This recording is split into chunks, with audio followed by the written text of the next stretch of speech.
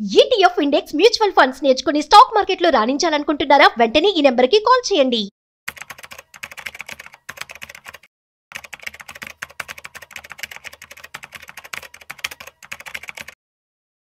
నమస్తే, welcome to Suman TV. Present మనతో ఉన్నారు బొనిగల సాల్మన్ గారు, amphi registered mutual fund distributor. ఆయనతో మాట్లాడదాం.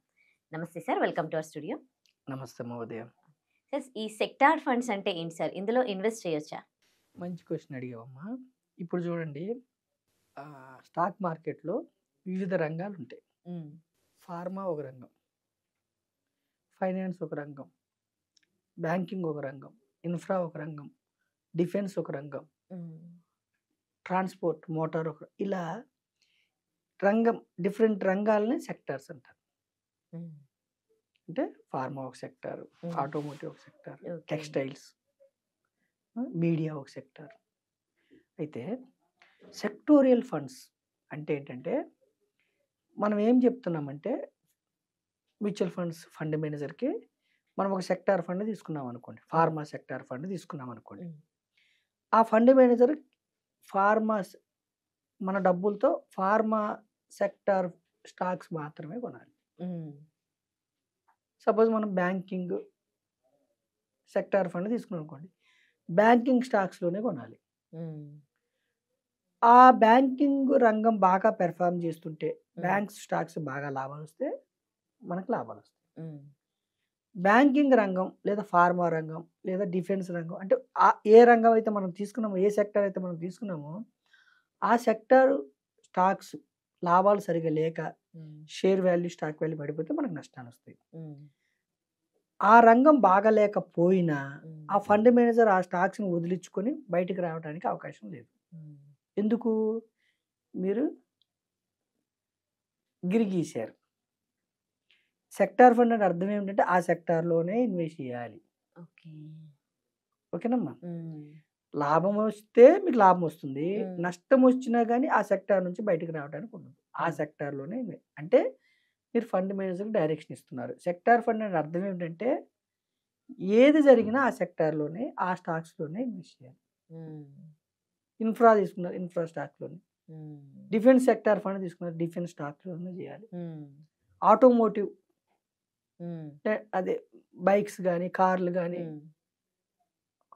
హాస్పిటల్, హోటల్స్, అంటే సెక్టార్ ఫండ్స్ అంటే ఏమిటంటే స్పెసిఫిక్ ఆ సెక్టార్లోనే చేయాలి. అయితే సెక్టార్ ఫండ్స్లో రిస్క్ ఎలా ఉంటుంది, రివార్డ్ ఎలా ఉంటుంది? మీరు తీసుకున్న సెక్టార్ ఫండ్ బాగా పెర్ఫామ్ చేస్తే హై రిటర్న్ వస్తుంది. ఇప్పుడు చూడండి అమ్మా, సపోజు హాస్పిటల్ ఫార్మా ఫండ్ తీసుకున్నారు, హెల్త్ కేర్ ఫండ్ తీసుకున్నారు. అంటే హెల్త్ కేర్ ఫండ్ అంటే థిమాటిక్, అంటే సెక్టార్ని కొంచెం బ్రాడ్ చేస్తే దాన్ని థిమాటిక్ అంటారు. హెల్త్ కేర్ ఫండ్ తీసుకున్నారు అంటే డయాగ్నోస్టిక్ స్టాక్స్లో పెడతారు, ఫార్మా స్టాక్స్లో పెడతారు, హాస్పిటల్స్లో కూడా పెడతారు. వీటిని హెల్త్ కేర్. ఇలాంటప్పుడు ఏమైంది, సపోజు కోవిడ్ లాంటిది వచ్చి ఆ యొక్క టీకాలకి వాల్యూ వచ్చి బాగా పెర్ఫామ్ చేస్తే అప్పుడు మీకు లాభాలు వచ్చే అవకాశం, ఒక్కోసారి నష్టాలు వచ్చే అవకాశం. ఇప్పుడు బ్యాంకింగ్ లోన్లు తగ్గి, లేకపోతే బ్యాంకింగ్కి ఎన్పిఎల్ తగ్గి, లోన్ ఇంట్రెస్ట్ రేట్లు తగ్గి, అందరు జనాలు లోన్లు తీసుకొని బాగా కన్జ్యూమ్ చేసి ఎన్పిఎల్ తగ్గి బాగా బ్యాంకింగ్కి లాభాలు వస్తున్నప్పుడు ఫినాన్షియల్ సెక్టర్స్ పెర్ఫామ్ చేస్తాయి. అంటే సెక్టోరియల్ ఫండ్స్లో వస్తే హై రిటర్న్స్ వచ్చే అవకాశం ఉంది, లేకపోతే రిస్క్ కూడా హై ఉంటుంది. రిస్క్ హై ఉంటుంది, రివార్డ్ కూడా హై ఇచ్చావు. అయితే జనరల్గా ఏంటంటే, ప్రజలకి ఒకే సెక్టార్ ఫండ్స్ మీరు తీసుకుంటే ఫండ్ మేనేజర్కి బయటకు రావాలన్నా బయటకు వచ్చే అవకాశం లేదు, అక్కడే ఏదమంటున్నారు మీరు. అతను కాకుండా డైవర్సిఫైడ్ ఈక్విటీ డైవర్సిఫైడ్ ఫండ్స్ అని ఉంటాయి. ఈక్విటీ డైవర్సిఫైడ్ ఫండ్స్ అంటే ఏమిటంటే, మీరు ఇచ్చిన డబ్బుని ఒక సెక్టారే కాకుండా భారతదేశంలో ఉన్న 15 సెక్టార్లు, 15 కావచ్చు, 20 కావచ్చు, అన్ని సెక్టార్లో డబ్బుని ఇన్వెస్ట్ చేసే అవకాశం ఫండ్ మేనేజర్కి మీరు ఇస్తున్నారు. ఫండ్ మేనేజర్ అప్పుడు ఏం చేస్తాడు? మ్యూచువల్ ఫండ్స్ అంటేనే ఒక professional management, fund manager, research team, వీళ్ళు ఏం చేస్తారు? ఒక్కొక్క సందర్భంలో ఒక్కొక్క సెక్టార్ బాగా పెర్ఫామ్ చేస్తుంది. ఒక్కొక్కసారి ట్రాన్స్పోర్ట్ చేయొచ్చు, ఒక్కోసారి హోటల్స్ చేయొచ్చు, రకరకాలుగా ఉంటుంది. ఒక్కోసారి ఫార్మా చేయొచ్చు, ఇన్ఫ్రా చేయొచ్చు. ఏ రంగము మన దేశంలో మ్యానుఫ్యాక్చరింగ్ చేయొచ్చు. ఏ రంగం మన దేశంలో ముందుకెళ్తుంది ఆ రంగంలో ఇన్వెస్ట్ చేస్తారు. అంటే డైవర్సిఫైడ్ ఈక్విటీ డైవర్సిఫైడ్ ఫండ్స్ అంటేనేమో ఏ రంగంలో అయినా ఎక్స్పోజర్ ఇవ్వచ్చు. సెక్టార్ ఫండ్ అంటేనేమో కేవలం ఆ పర్టికులర్ సెక్టార్లో మాత్రమే ఎక్స్పోజర్ ఇవ్వాలి. అంటే సెక్టార్ ఫండ్స్లో హై రిస్క్ ఉంటుంది. సో కామన్ మ్యాన్కి, జనరల్గా కామన్ మ్యాన్కి, మోస్ట్ ఆఫ్ ది పీపుల్కి సూటబుల్ ఏమిటంటే డైవర్సిఫైడ్ ఈక్విటీ మ్యూచువల్ ఫండ్స్ తీసుకుంటే అన్ని రంగాల్లో ఇన్వెస్ట్ చేస్తారు కాబట్టి రిస్క్ తక్కువ ఉంటుంది. ఇక్కడ రివార్డ్ కూడా కంపేర్ టు సెక్టార్ ఫండ్స్ ఇక్కడ సెక్టార్ హై రిటర్న్స్ వచ్చినప్పుడు ఇక్కడ డైవర్సిఫైడ్ ఏమిటంటే అన్ని రంగాల్లో పెడతాడు కాబట్టి ఇక్కడ తక్కువ రిటర్న్ వచ్చే అవకాశం ఉంది. ఇక్కడ హై రిస్క్ ఎక్కువ పడిపోతున్నప్పుడు ఇక్కడ అంత పడదు, రిస్క్ తక్కువ ఉంటుంది. సెక్టార్ ఫండ్స్లో ఏం చేస్తారంటే ఫండ్ మేనేజరు 20%, 25% మీ ఇచ్చిన డబ్బుల్లో 25% కూడా పెడతారు ఒక స్టాక్, కొన్ని స్టాక్స్లో. డైవర్సిఫైడ్ ఫండ్లో లెస్ దాన్ 10%. ఎంత గొప్ప స్టాక్ అయినా కానీ 10% కంటే తక్కువ పెడతారు. ఓకేనా? సెక్టార్ ఫండ్స్లో ఎందుకు ఎక్కువ పెడతారంటే లిమిటెడ్ స్టాక్స్ ఉంటాయి. డిఫెన్స్ సెక్టార్ ఉందనుకోండి, డిఫెన్స్ స్టాక్స్ ఎన్ని ఉన్నాయి భారతదేశంలో? సుమారుగా 10-15 ఉన్నాయి.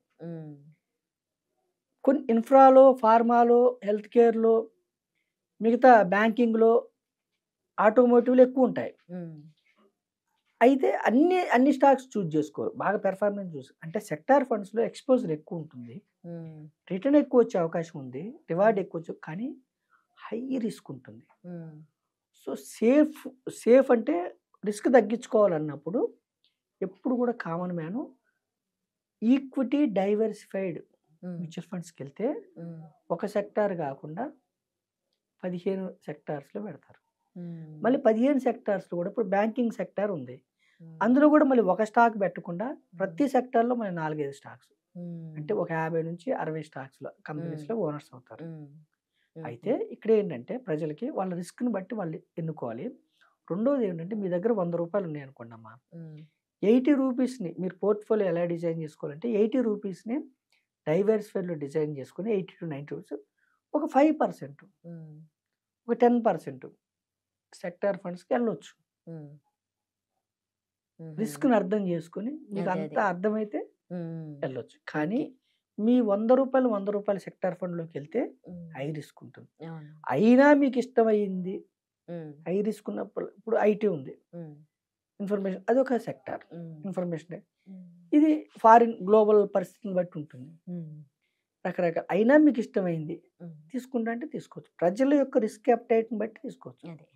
సో మనం ఏం చెప్తున్నామంటే సెక్టార్ ఫండ్స్ అంటే కేవలం ఒకే సెక్టార్లో పెట్టేదాన్ని సెక్టార్ ఫండ్స్ అంటారు.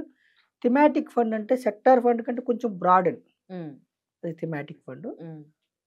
Third diversified equity mutual fund.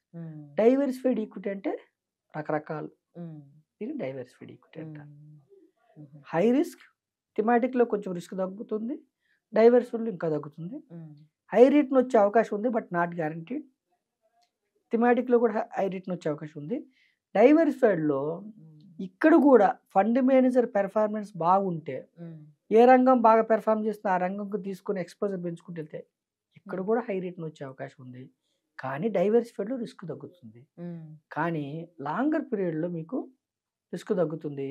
Shorter పీరియడ్లో డైవర్సిఫైడ్ ఈక్విటీ ఫండ్స్లో కూడా మీ డబ్బు నెగిటివ్ వెళ్ళే అవకాశం ఉంది. మొదటి 2 నుంచి 5 సంవత్సరాలు నెగిటివ్ రిటర్న్ వెళ్ళే అవకాశం ఉంది. ఎప్పుడు కూడా ఈక్విటీస్ అంటే long period, not short period. More than 5 years, more than 7 years, more than 10 years. Guarantee returns ఉండవు, రిస్క్ ఉంటుంది. ఎవరైనా గ్యారంటీ రిటర్న్స్ చెప్తే అబద్ధం. షార్ట్ పీరియడ్ కోసం ఈక్విటీస్లోకి రావద్దు, లాంగ్ పీరియడ్ కోసం రండి.